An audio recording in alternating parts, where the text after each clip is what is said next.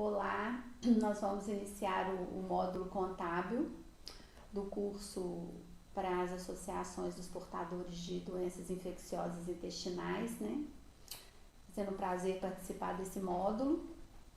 E vamos começar com a parte de constituição e contabilidade das associações. Na verdade, para a gente conseguir falar sobre a contabilidade, é muito importante que vocês já tenham memorizado e entendido bem a parte de constituição da associação.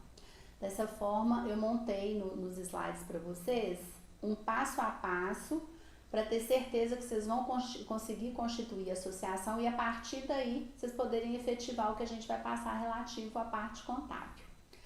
Então, no primeiro slide, para a gente começar, é muito importante a gente entender o que é a associação enquanto figura jurídica, né? A associação é uma pessoa jurídica de direito privado sem fins lucrativos e que vem originada de um conjunto de pessoas que desejam se unir para fazer alguma coisa em prol da comunidade.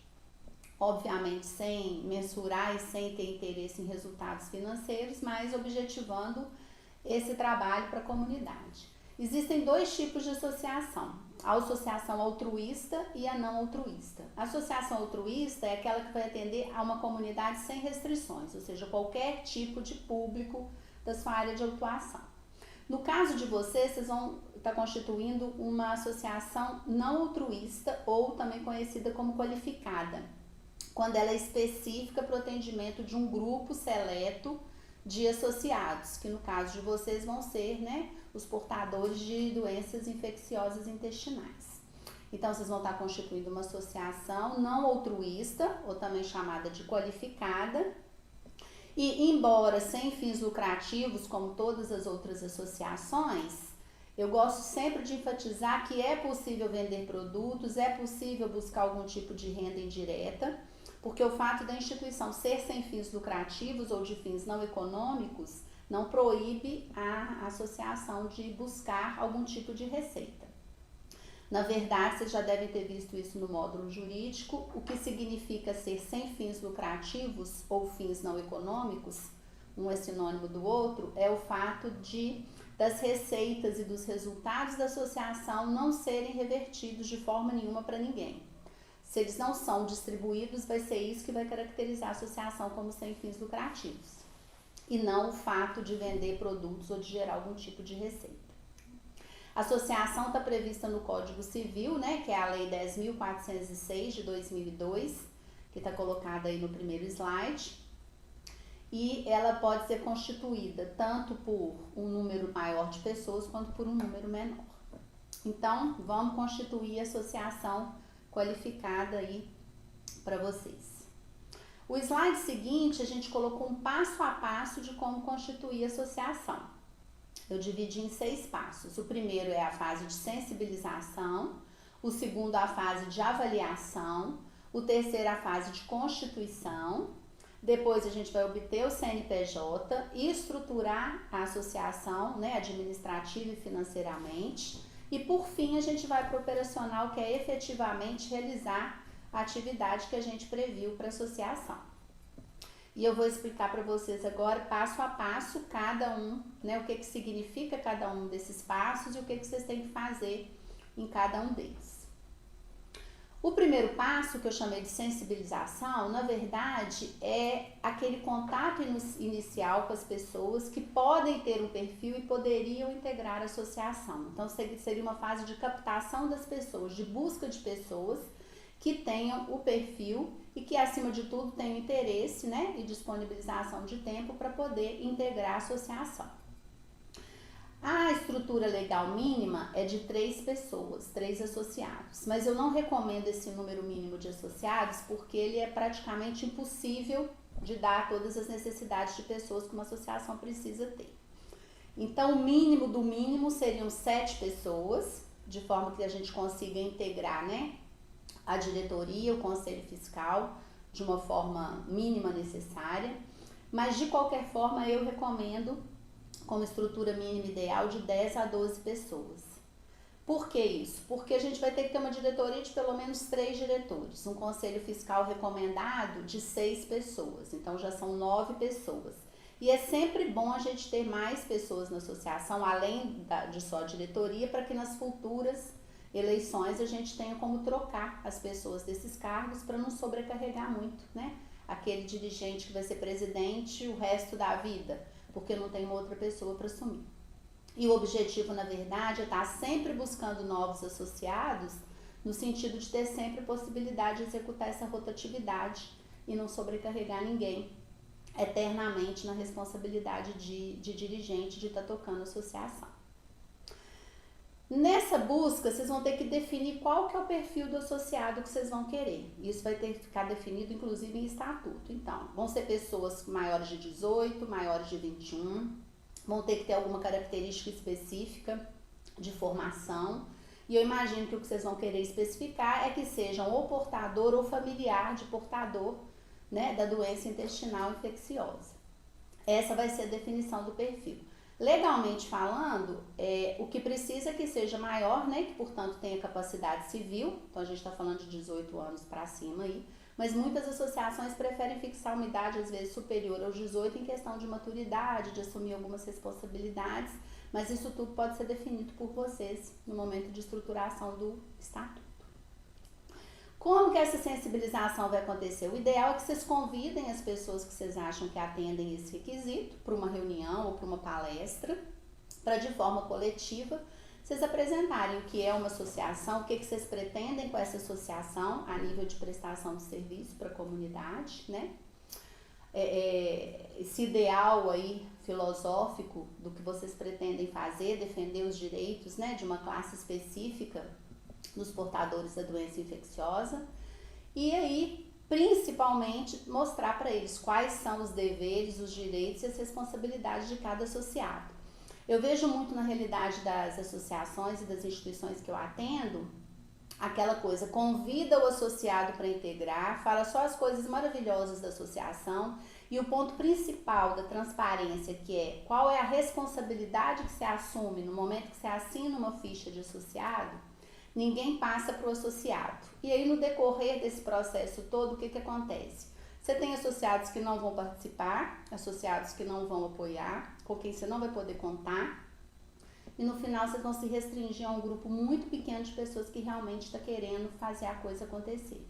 Então, o ideal é ser sempre o mais transparente possível, apresentar em mínimos detalhes o que realmente é uma associação. Então, é uma pessoa jurídica de direito privado, que não tem fins lucrativos ou econômicos, né? O nosso objetivo não é gerar recursos para nós mesmos, mas reinvestir todo o recurso que a gente obtiver no objetivo fim dessa instituição. Os diretores são os responsáveis civil e criminalmente pela associação, eles assumem a responsabilidade de gestão e cada um dos deveres que estão previstos no estatuto. Eles são responsáveis por dar a direção, por aprovar as contas, por gerir a associação, né, financeira e administrativamente. Então, é necessário que a pessoa tenha essa consciência para poder assumir de verdade ser um associado e isso não criar problemas futuros para a associação. Então, juntando o grupo, fazendo a apresentação, o próximo passo nessa mesma palestra e reunião seria escolher um grupo de pessoas, uma pessoa específica, para realizar o estudo de viabilidade econômica da associação. O que é o estudo de viabilidade econômica? É o levantamento de todas as necessidades de infraestrutura, recursos financeiros, recursos humanos, local de funcionamento, para que a gente possa dar o próximo passo de realmente definir pela Constituição. Não tem jeito da gente definir, né, constituir uma associação sem saber exatamente aonde que a gente vai funcionar, o que a gente precisa em termos de local para funcionar, de estrutura física, humana e, consequentemente, o valor, né, em termos de recursos financeiros para iniciar um funcionamento, uma constituição. Associação, gente, a hora que a gente constitui, né, solicita o CNPJ, ela se transforma numa pessoa jurídica que está em funcionamento e demanda com isso uma série de responsabilidades e necessidades de informação, de procedimentos e que obviamente vão ter custo. Mesmo que vocês não façam absolutamente nada, só o fato de já estarem constituídos, registrados em cartório e com um cadastro nacional de pessoa jurídica, automaticamente vocês já estão assumindo uma série de responsabilidades, especialmente com os órgãos né, fiscalizadores, Receita Federal, Ministério do Trabalho e etc. Então, isso já implica na necessidade de uma estrutura mínima, mesmo que seja apenas para realizar uma prestação de contas junto à Receita Federal todo ano, ou simplesmente para elaborar um relatório final no encerramento do ano, mesmo que seja para mostrar que não foi feita atividade nenhuma, mas a partir desse momento uma série de procedimentos já precisam ser tomados, inclusive para não gerar nenhum tipo de prejuízo para a associação. Eu já atendi na Probem várias pessoas, várias instituições que criaram há 10 anos atrás, né, fizeram a ata de fundação, o estatuto, se registraram e não tomaram nenhuma providência com relação às questões contábeis e financeiras. E o que aconteceu com isso? A hora que a associação vai realmente começar a funcionar, ela descobre que ela está absolutamente irregular na Receita Federal, devendo em multas uma série de recursos que muitas vezes ela não tem condição de arcar, porque não cumpriu lá uma série de obrigações acessórias, né, que são fluxo de informações para a Receita Federal e para o Ministério do Trabalho acerca da associação. Então é muito importante ter essa consciência, constituir para já efetivamente fazer a coisa funcionar e cumprir todos os procedimentos legais de existência de uma pessoa jurídica. Então, definido quem vai se responsabilizar pelo estudo de viabilidade, vocês vão definir uma data para que esse estudo seja apresentado, né? E aí vocês possam realmente decidir se vão ou não constituir associação. Porque o ponto principal em vamos ou não constituir, é óbvio, além de ser o grupo de pessoas interessadas em constituir, é ter condições, né, econômicas mesmo de fazer isso acontecer. Não basta só o desejo da gente, mas é necessário ter uma estrutura mínima para a gente poder executar o que a gente pretende, ou pelo menos para começar a executar tudo que a gente pretende. Então, marcamos a reunião, então, para um determinado período, e o grupo que ficou responsável, então, nessa segunda reunião, vai apresentar o estudo de viabilidade. O que o estudo de viabilidade econômica vai ter que apresentar? O que nós pretendemos executar em ações e atividades, o que a associação pretende fazer, né? Onde que a gente vai fazer isso e, portanto, o que a gente precisa em termos de estrutura para fazer isso e qual vai ser a fonte de recursos e o valor financeiro necessário. Então, apresentadas essas opções, vocês vão ter que definir exatamente o que vocês precisam e transformar isso em valor monetário para que a gente saiba qual o montante financeiro necessário por mês ou por ano para que a associação consiga funcionar, mesmo que seja com a realização de mínimas ações, mínimos atendimentos. Com esse montante definido, vamos imaginar que vão ser R$5.000 mensais. Então, vocês têm que definir de onde virão os R$5.000 mensais.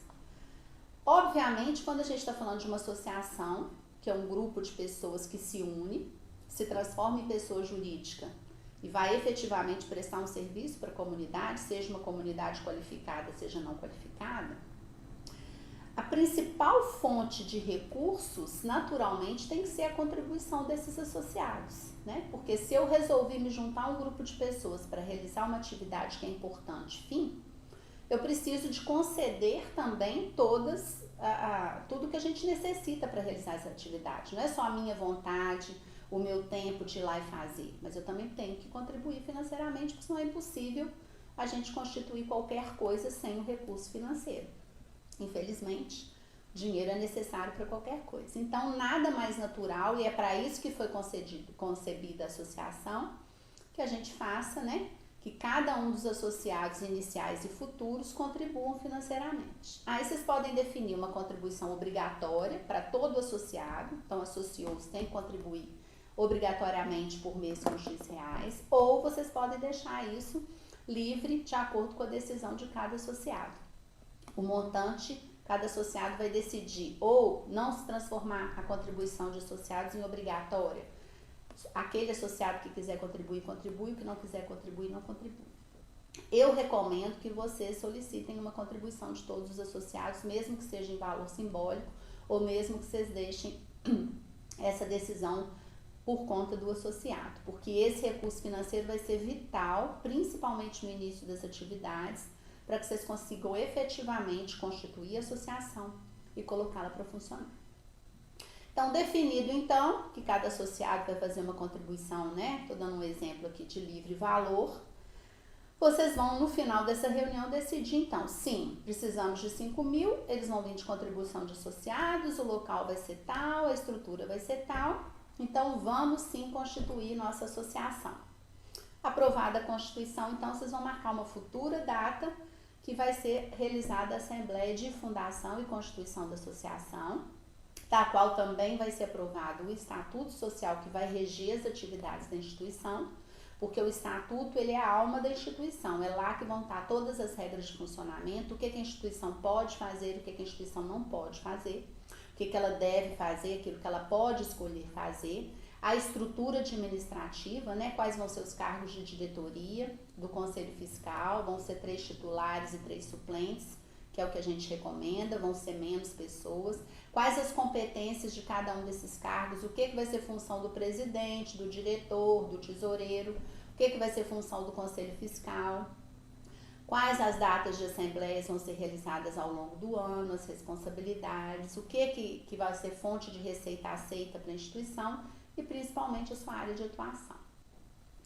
Essa data, então, vai ser a data, né, de nascimento efetivo e de constituição da associação, a data marcada para a Assembleia de Constituição. Então, chegamos no terceiro passo, que é essa data, né, a constituição formal da associação, a se realizar na ata, né, através da Assembleia de Associados, a primeira Assembleia.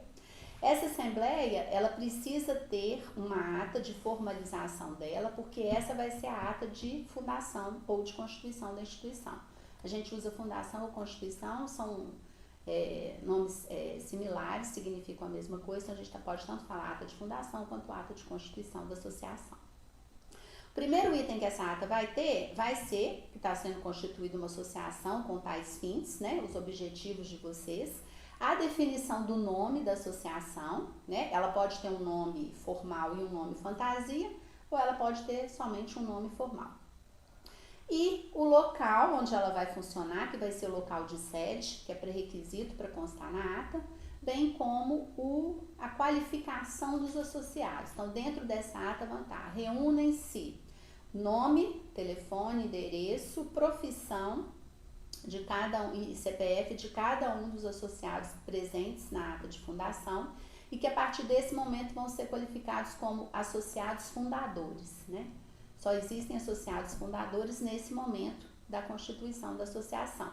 A partir desse grupo de pessoas que vai fazer parte da ata como associados fundadores, os associados seguintes, né, que vierem integrar a associação após essa assembleia, essa data, eles vão ser nomeados apenas associados.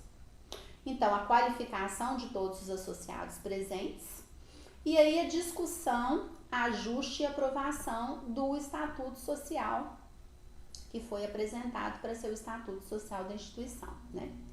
Essa proposta de estatuto, na reunião anterior, eu esqueci de falar, vocês poderiam definir uma pessoa ou mais pessoas para poder fazer uma proposta de estatuto social que seria deliberada na ata de fundação. Então, discutido, ajustado essa proposta de estatuto, aí vocês vão para a parte relativa a aprovar o estatuto, que também vai ter que constar dessa ata de Constituição. E terceiro assunto, né? Depois da Constituição e qualificação dos associados e aprovação do Estatuto, já vai ser a eleição dos atuais dirigentes, já com base na estrutura que foi aprovada dentro do Estatuto. Então, já vão ser eleitos nessa mesma Assembleia os diretores, os conselheiros fiscais e os demais cargos que o Estatuto constar. A obrigatoriedade mínima, gente, de pessoas para constar no Estatuto e de cargos é diretoria e conselho fiscal. A diretoria, ela pode ter quantos cargos a instituição achar necessário. Eu sempre recomendo pelo menos 3 cargos, né? O presidente, o vice-presidente, porque na falta do presidente ele substitui o presidente, e o vice também pode ficar responsável pela organização das reuniões e assembleias e pela elaboração das atas. Além disso, o diretor financeiro e administrativo que vai ficar responsável por essas questões. Então, no mínimo, essas 3 pessoas, né? O vice-presidente fica com a função também de substituir o presidente ou o diretor nas ausências deles. E o conselho fiscal, que é recomendado, né? Obrigatório 3 conselheiros titulares e o ideal são 3 conselheiros suplentes. porque na ausência, né, de um, do segundo ou do terceiro, o Conselho Fiscal não pode ficar sem integrantes. A função do Conselho Fiscal é muito importante porque é ele que dá um parecer alegando, né, atestando para os demais associados que foram cumpridos todos os requisitos contábeis e financeiros ao longo do ano pela associação lá na sua movimentação financeira, na sua contabilização, e que está tudo de acordo com as normas contábeis específicas às entidades sem fins lucrativos. Então, a função dele é muito importante. Uma outra coisa que eu gosto de dizer, é sempre ideal que os conselheiros fiscais tenham alguma formação, né? O ideal seria um mix, formação em contabilidade, um administrador e de repente um jurídico. Mas o ideal mesmo seriam 3 pessoas formadas em contabilidade, porque a base, né, da função do conselheiro fiscal é avaliar, conferir e atestar que a movimentação financeira, a gestão financeira e a contabilização está de acordo com as normas contábeis aplicáveis para as instituições sem fins lucrativos, que é o caso da associação. Então, na Assembleia, então, vocês vão aprovar o Estatuto e já vão eleger esses cargos conforme previsto no Estatuto. Eu coloquei no slide o Conselho de Administração porque muitas associações, elas têm esse cargo de Conselho de Administração acima da diretoria, formado por associados que vão ser os representantes dos associados. Esse conselho é como se ele fosse um representante do grupo, do conjunto total de associados, e que tem força, né, de aprovação em nome do total de associados das decisões mais importantes, para não ter que ficar fazendo assembleia para tudo. Mas ele é opcional, pode ou não existir o conselho de administração. Tendo o conselho de administração, é bom lembrar que a gente vai demandar mais pessoas, né? Eu já atendi instituições que tinham um conselho de administração com 25 pessoas. Outras, a grande maioria, nem possui esse órgão, conselho de administração, devido à dificuldade de conseguir pessoas para isso. Mas então ele é opcional. Agora, diretoria e conselho fiscal não tem jeito, tem que existir. E como eu disse, tem que ter diretoria no mínimo 3 e o conselho fiscal recomendado 6. Então, esta ata da Assembleia, mais o estatuto que foi aprovado, eles agora, para tomarem vida de verdade, passarem a ter valor legal, eles precisam ser registrados no cartório de registro de pessoas jurídicas. Nas cidades pequenas, normalmente não existe um cartório específico de registro para pessoas jurídicas. Nesse caso, a associação vai registrar essa ata no cartório geral mesmo. Então, é bom vocês verificarem dentro de cada município se existe, né, o cartório específico para registro de pessoas jurídicas, e lá vocês registram. Se não existir, vai ser no cartório geral mesmo. O que vocês precisam levar para fazer esse registro e dar essa formalidade jurídica? Obviamente, uma via da ata de fundação, 2 vias originais do estatuto, que foi aprovado, uma relação de presença de todas as pessoas que estavam na Assembleia, né, com o nome e um espacinho para assinatura, que é necessário que eles assinem na frente do nome, a presença, né, é uma lista de presença efetivamente, e a qualificação completa dos membros da diretoria que foi eleita, que pode vir dentro do corpo da ata, ou ele pode vir separado num outro local, mas o ideal é que essa qualificação esteja na ata, né? Então, foram eleitos para ocupar os cargos de diretoria, fulano, e aí você coloca a qualificação. Brasileiro, casado, a profissão, residente no endereço tal, carteira de identidade, CPF, e atende o cartório. E, óbvio, um requerimentozinho, que normalmente cada cartório tem um modelo de requerimento específico, encaminhando essa documentação toda e solicitando o registro. E já tem que dizer que vocês têm que se preparar, porque um registro de ata de fundação e estatuto não vai ficar menos do que R$ 1.200, R$ 1.500. Então, como eu disse para vocês, não tem jeito da gente constituir uma associação sem ter esses recursos financeiros necessários para começar. Então, de cara, vocês já vão precisar de ter esse recurso para poder efetuar o registro em cartório. Registrados estatuto, ata, a instituição realmente nasceu, temos uma associação, e aí o próximo passo é a gente dar a vida financeira formal para a associação, para que ela possa celebrar, né, contratos, parcerias, captar recursos, poder fazer transações financeiras, abrir conta corrente, enfim, ela existir monetária e financeiramente. Para isso, a gente vai precisar de um grupo de pessoas na associação ou um contador contratado, porque existem duas formas de se solicitar o primeiro CNPJ, né?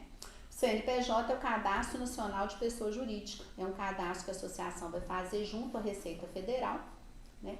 Seria uma carteira de identidade, eu costumo dizer que é o CPF da pessoa jurídica, o CNPJ, né? Que é um número cadastral que a Receita Federal vai dar à associação e a partir daí ela vai ser identificada e vai ter como base de movimentação financeira e prestação de contas sempre esse número. Existem duas formas de obtenção do CNPJ de uma associação. A primeira é a associação contratar um contador. Já pode ser o contador que vai ser contratado para a prestação de serviços contábeis da contabilização da associação, ou pode ser um contador contratado especificamente para a obtenção do CNPJ no primeiro momento. Aí ele vai cobrar uma taxa fixa específica para a obtenção do CNPJ. Ou, já vocês contratando um contador, que já seria o recomendado, já ter aquela pessoa escolhida, especializada em terceiro setor, em entidades sem fins lucrativos, que vai prestar os serviços contábeis para a associação, e aí ele já iniciaria esses serviços contábeis, né, contratuais, a partir da solicitação do CNPJ. Ou se a associação não quiser ter essa despesa com um contador contratado para isso, ou já não contratar o próprio contador futuro, ela pode ela mesma solicitar. Mas é um processo um pouquinho complexo, mas que é facilmente executado por uma pessoa que não necessariamente precisa ter entendimentos contábeis ou financeiros. E eu coloquei esse passo a passo aí também, iniciando aqui pelo slide. A primeira coisa que a gente precisa ter antes de ter o CNPJ é a definição da classificação nacional de atividade econômica, principal e secundária, que vai ser utilizado nas informações para solicitação do CNPJ. O que é essa classificação?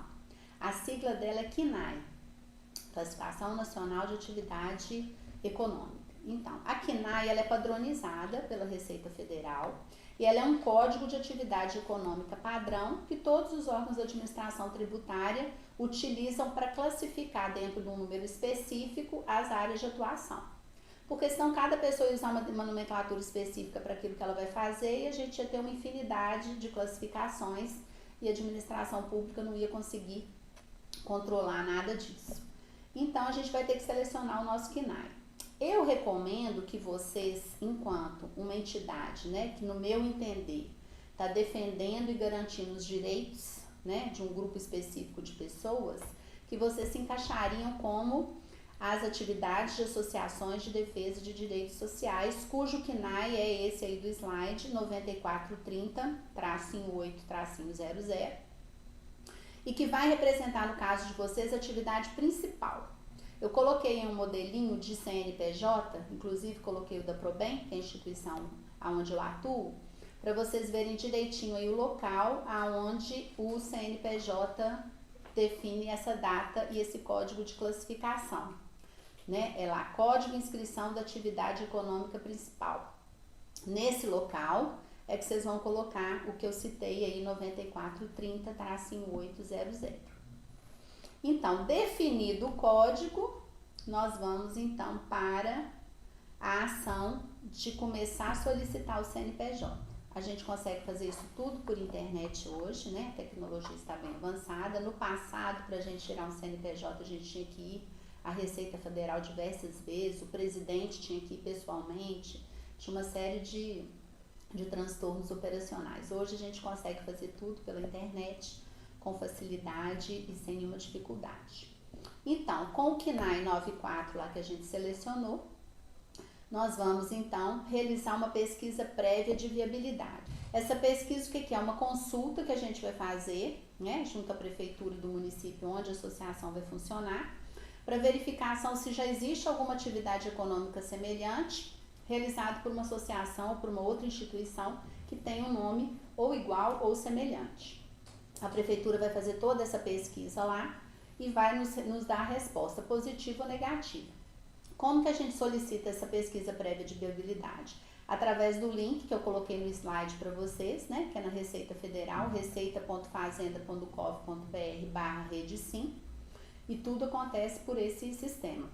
É muito simples o preenchimento, vocês vão dar as informações e a Receita vai te retornar. Se ela não tiver verificado nenhuma instituição com a mesma atividade econômica e nomes semelhantes, ela vai retornar com uma resposta positiva, autorizando a associação a continuar com o processo de solicitação do CNPJ, orientando com relação a quais vão ser os próximos passos, documentos que vão ser exigidos e processos. Caso já exista uma outra associação com nome semelhante, né, e atividade econômica semelhante, a resposta vai ser não, e junto com a resposta, a Receita vai encaminhar orientações com o que precisa ser alterado para que vocês possam dar prosseguimento à consulta. O site, o link que eu coloquei aí, vai abrir para vocês a página que está prevista no slide seguinte, né, que é o Coletor Nacional da Receita Federal. Nele vocês vão marcar, como eu já deixei marcado aí no slide, a inscrição de primeiro estabelecimento, as informações aí do estado, da cidade onde a associação vai funcionar e o CNPJ do representante, que nesse caso é o representante legal, o presidente da associação. E aí vocês vão dar iniciar, que essa vai ser a informação. Na página seguinte, a gente vai ter a página para acompanhar o andamento do processo. É um outro link, né, também, e lá vocês vão estar sempre verificando o processo através dessa consulta, porque no link anterior de estudo de viabilidade, vocês vão ter um número de recibo e protocolo, que é o que vai dar origem a esse acompanhamento no slide seguinte.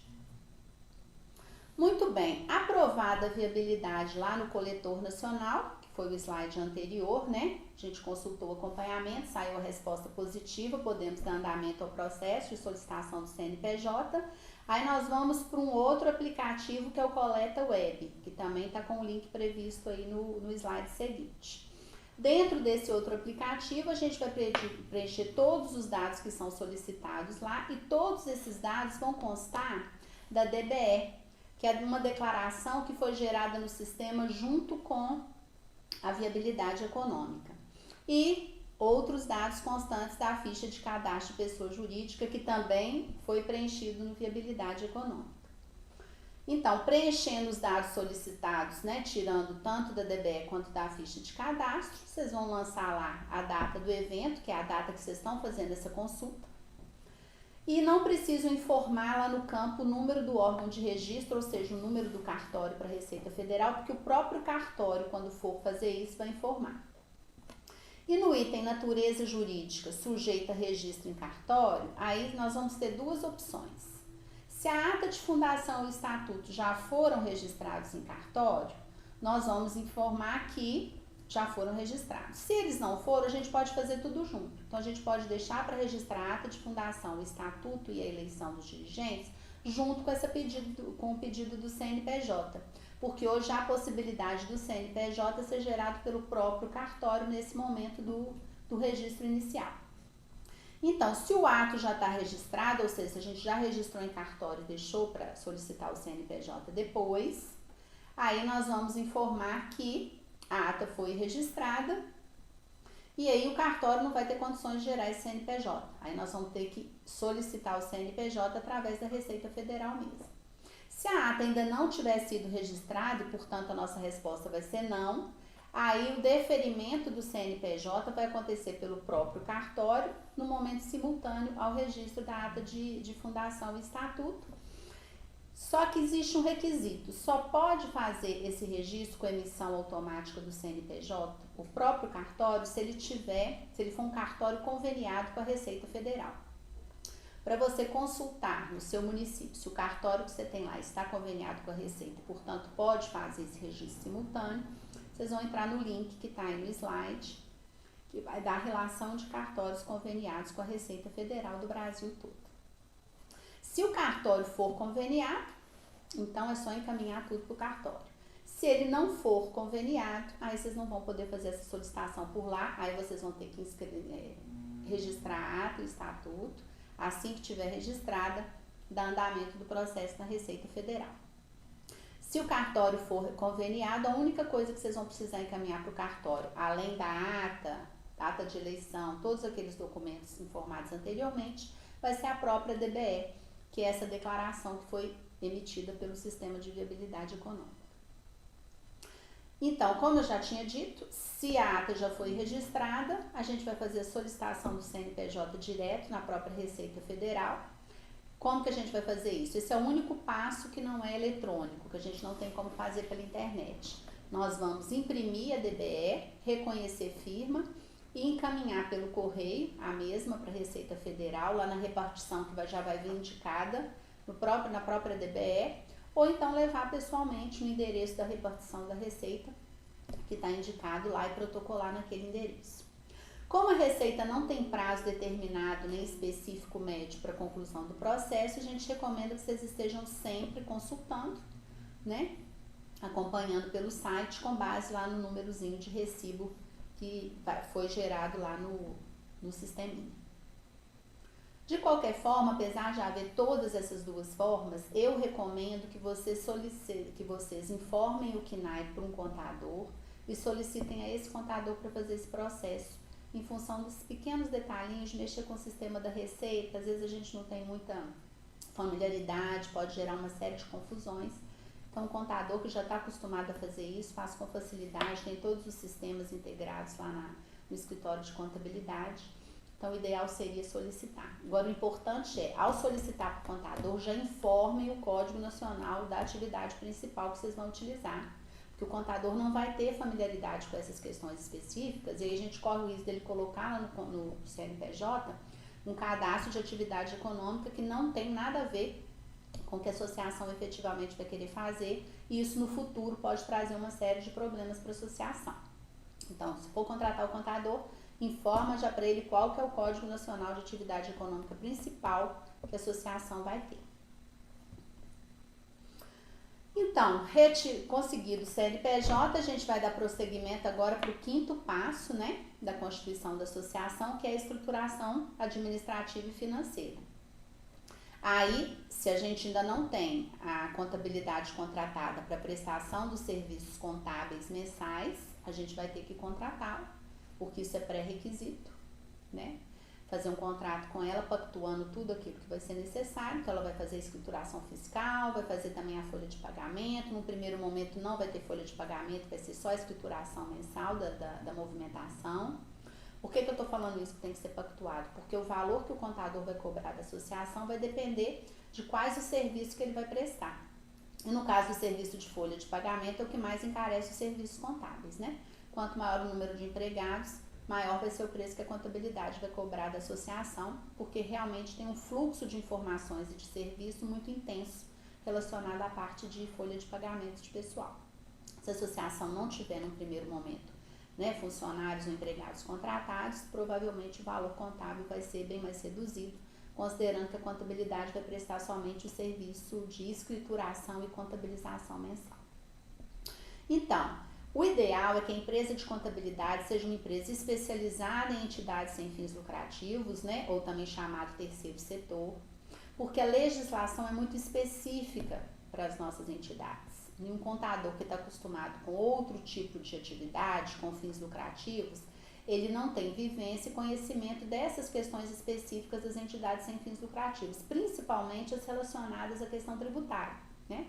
Porque conforme previsto na nossa Constituição, a instituição sem fins lucrativos que atende a alguns requisitos da própria Constituição, ela é isenta do imposto de renda e de algumas outras questões. Então, o contador precisa estar a par disso, entender isso, conhecer isso, para que ele não cometa erros contábeis que possam vir a prejudicar a associação. Contratado uma empresa de contabilidade ou um contador, né? A gente também sempre recomenda uma empresa no lugar de um contador simplesmente, porque hoje a contabilidade envolve várias áreas distintas. A escrituração contábil normal, tem a questão tributária e fiscal, tem a questão de folha de pagamento, e um contador único não dá conta de absorver todas as informações, os requisitos mínimos relacionados a todas essas áreas. Por isso, em se escolher, a gente sempre recomenda uma empresa de contabilidade e que tenha segregado, né, essas áreas e pessoas distintas para responder por cada uma. Contratada a empresa de contabilidade especializada em entidades sem fins lucrativos, a gente vai partir para a abertura da conta bancária, porque sem uma conta bancária a gente não consegue iniciar a movimentação financeira da associação. E o ideal, gente, é que a gente já comece com o registro de quanto foi pago para registrar a ata de fundação e o estatuto no cartório, que essa é a movimentação número 1 que não pode faltar, né? Então, desde esse primeiro movimentação, a gente já contabilizar isso, que foi o primeiro movimento, a primeira despesa da instituição. A conta bancária, a gente vai abrir em qualquer banco, depois nós vamos solicitar o alvará de funcionamento, porque a gente só pode começar a atuar se a prefeitura do município autorizar esse funcionamento. Vamos estruturar um plano de ação com as atividades iniciais, que tipo de ações ou atividades, atendimentos iniciais vão ser realizados pela associação. E com base nesse plano de ação, nós vamos promover a inscrição da associação no Conselho Municipal da área de atuação da associação. Como eu sugeri para vocês, diante do que eu conheci do serviço que vocês pretendem prestar aos portadores de doenças intestinais, eu entendo que vocês vão ser inscritos no Conselho Municipal de Assistência Social, naquela atividade principal lá que vai ser defesa e garantia de direitos sociais. Então, com o plano de ação, vocês vão solicitar a inscrição no Conselho Municipal de Assistência Social, porque a inscrição no Conselho Municipal da área de atuação, ela é pré-requisito para funcionamento de qualquer associação junto com o alvará de funcionamento. Então, o alvará permite que naquele local você realize as atividades. E o conselho te autoriza a realizar aquela atividade que você apresentou lá no plano de ação e daquela forma, que é como se ele estivesse atestando que o que você quer realizar está de acordo com a política da sua área de atuação, que no nosso caso é a política de assistência social. Registrado então no conselho da área de atuação, a gente tem que registrar também no conselho de direitos do público que a gente vai atender. Então, se vocês vão atender crianças, adolescentes, adultos e idosos que sejam portadores da doença, vocês vão ser inscritos no Conselho Municipal de Defesa dos Direitos da Criança e do Adolescente, no Conselho Municipal do Idoso, no Conselho Municipal das Mulheres, enfim, nos Conselhos Municipais de Defesa e Garantia de Direitos daquele público específico e que existir no seu município.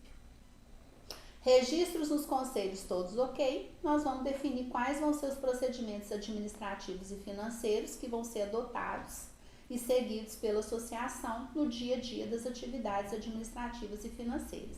E o primeiro deles, gente, que não pode deixar de existir, que tem que ser o primeiro, é a emissão de um recibo personalizado com o CNPJ da instituição todo bonitinho para o recebimento da contribuição dos associados ou de qualquer outro tipo de doação que vocês recebam.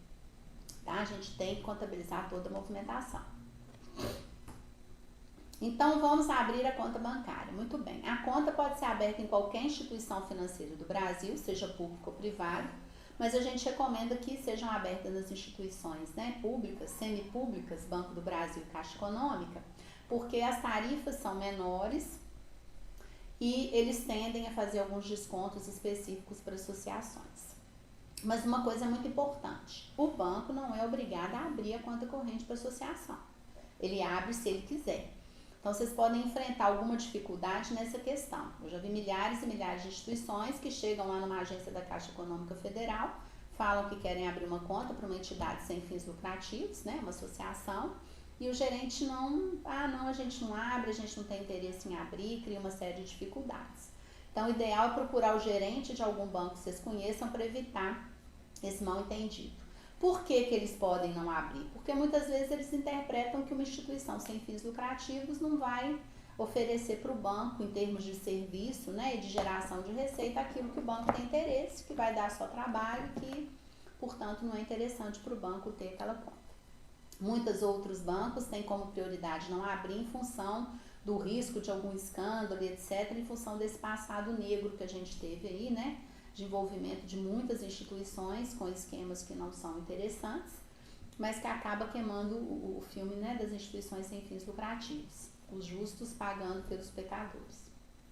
De qualquer forma, então, procura um banco. Não precisa também, se vocês tiverem já uma conta corrente do diretor, do presidente ou de alguém da associação, numa instituição privada, com a qual vocês já mantêm algum tipo de relação, Não tem problema abrir a conta lá também, que às vezes vai ser mais fácil abrir a conta lá em função de já ter esse conhecimento, esse relacionamento originado do dirigente ou de uma pessoa, e pode até conseguir algum tipo de desconto nas tarifas em função dessa relação, do que abrir num banco público.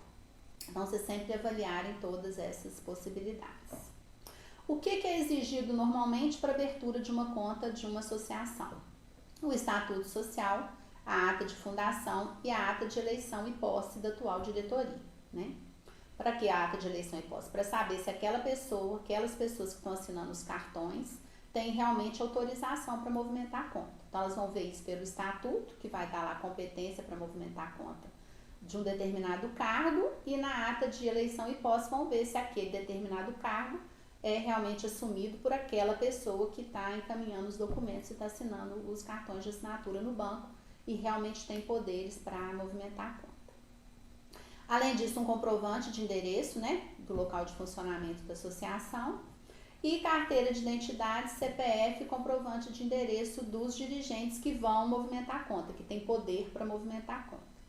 Como a maior parte das instituições sem fins lucrativos tem 2 pessoas, né, autorizadas a movimentar a conta conjuntamente, normalmente o presidente, o tesoureiro, ou o presidente, o diretor, vão ser então esses documentos das pessoas que têm autorização para movimentação da conta.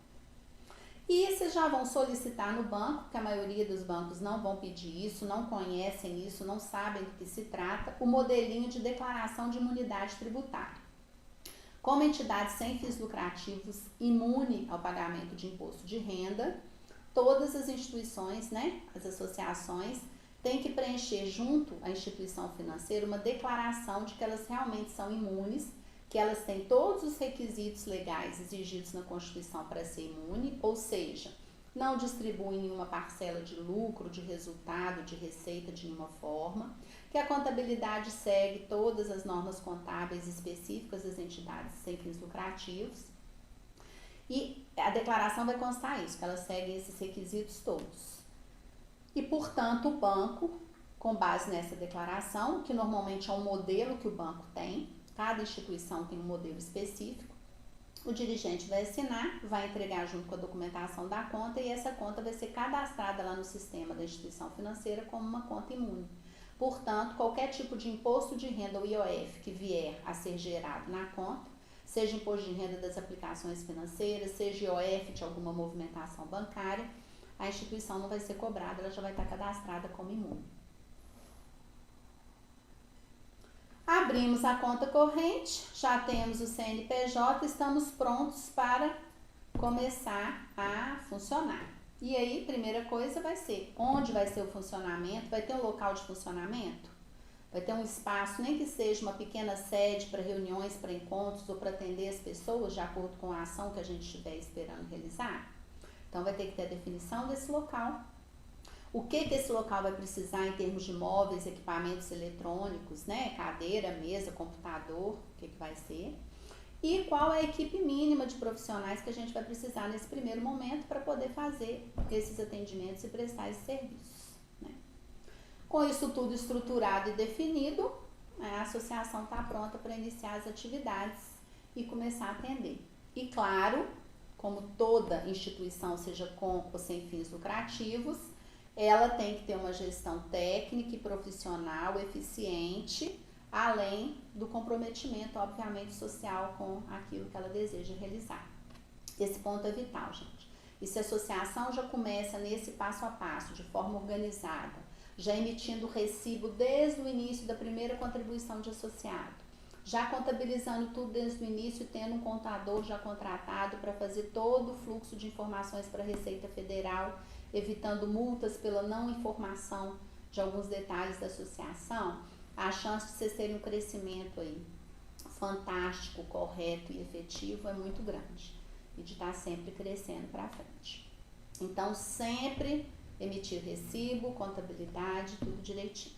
No final do módulo contábil, a gente vai dar algumas indicações sobre os procedimentos financeiros e administrativos adequados a serem cumpridos, né, no dia a dia de movimentação da associação, para que vocês tenham tanto uma contabilidade quanto uma segurança financeira e jurídica ideal. A gente encerra aqui, então, esse primeiro módulo relativo à Constituição, e aí nós vamos iniciar agora a parte seguinte relativa às inscrições, né? Os alvarás, inscrições e registros, que eu passei rapidamente aqui, que a gente precisa para funcionar. Aí eu vou dar o passo a passo a seguir de como tirar o alvará de funcionamento e como se registrar nos respectivos conselhos. Relativo às inscrições, né? Os alvarás, inscrições e registros, que eu passei rapidamente aqui, que a gente precisa para funcionar. Aí eu vou dar o passo a passo a seguir de como tirar o alvará de funcionamento